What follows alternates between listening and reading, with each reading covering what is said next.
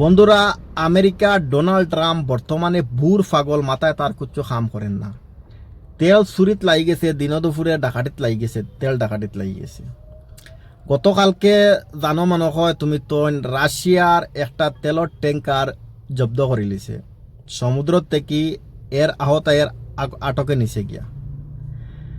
কয়েকদিন আগে শুনছো যাতে ভেনেজুয়েলার থেকে, ভেনেজুয়েলার প্রেসিডেন্ট আর তার বউরে রাইত গুমত থেকে উঠে লইয়া আইছে।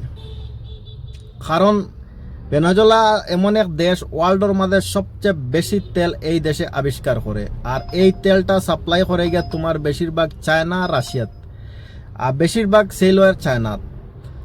এখন আমেরিকার কতই লগে যাতে যে এই তেলটা তার কন্ট্রোলে নিতে লাগে, তেল দখল করার লাগে। এ দখল করলে গিয়ে তার মনে করো ইকোনমিটা তার আরো বাড়াইবার লাগে, তার কারেন্সি, তার দেশের ডলারের মুদ্রাটা আরো বাড়াইবার লাগিয়া। তো এই জোর জবস্তি, কারণ এগুলা ছোট দেশ, জোর জবস্তি করিয়া এই দেশের প্রেসিডেন্ট তার বউরে উঠাইয়া নিয়া এ আবার ডোনাল্ড ট্রাম্পে কইছে যাতে যে এই দেশের তেল এ তোমার সাপ্লাই দিব।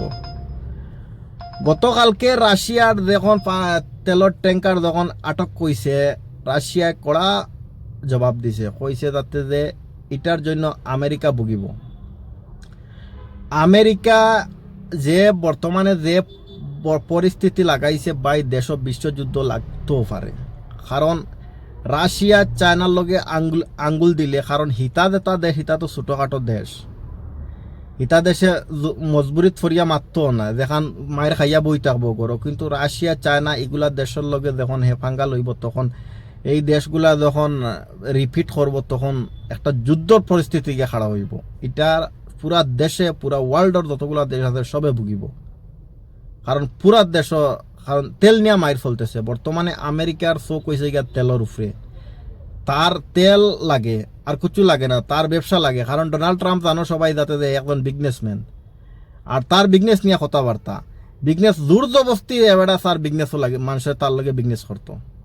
তো বর্তমানের পরিস্থিতি, বিশ্ব পরিস্থিতি আমেরিকায় কোন পর্যায়ে নিয়ে পৌঁছাইতেছে, এটা শুধুমাত্র ডোনাল্ড ট্রাম্পে জানে। তার মাথাত কিতা আছে কিতা না আছে, এখানে একমাত্র ডোনাল্ড ট্রাম্প ছাড়া কেউ কইতে পারতো না।